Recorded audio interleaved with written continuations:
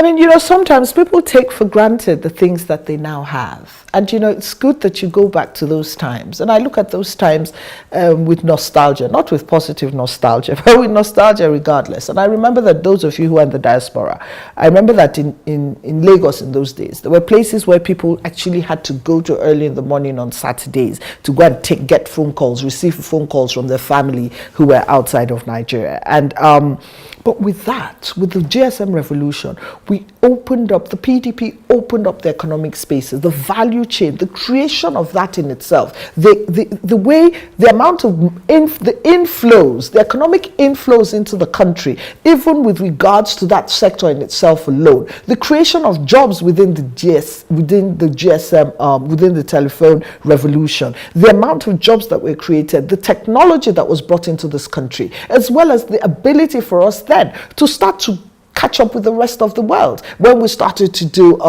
internet banking and so on and so forth. The burgeoning, the ballooning of the internet,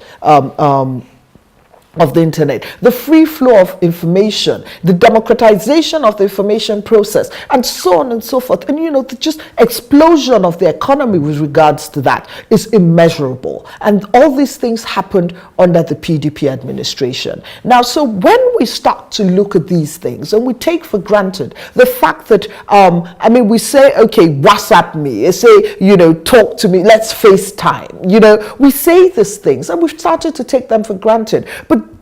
But the growth of this microwave generation, the millennials, could never have happened without the GSM revolution. And I believe that that is one of the things, more than anything else, that has opened up the Nigerian spaces and tied the Nigeria as a country to the rest of the world. It gave rise to the burgeoning of the music industry. It gave rise to the burgeoning of our laws. It gave rise to the opening up of the minds of the, they say that if you don't read a book, you're blind. Without connecting with the rest of the world, we could never have developed to this extent. And I think that that in itself opened up the spaces in such a way that nothing has opened up our spaces in our recent history. I believe that that is one of the greatest achievements, and it checks and it counters the lie that PDP had 16 wasted years. When PDP wins this election, are they going to pay particular attention to culture and tourism?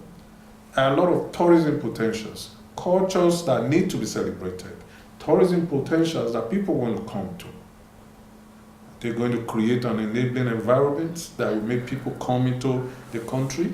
Well, I believe that part of the reason why the tourism industry is almost dead in Nigeria is the lack of security. Now, I believe that when we handle that, then Nigeria will say to the rest of the world, because with all our diverse cultures and languages and foods, we should naturally be a cultural haven or a tourism haven.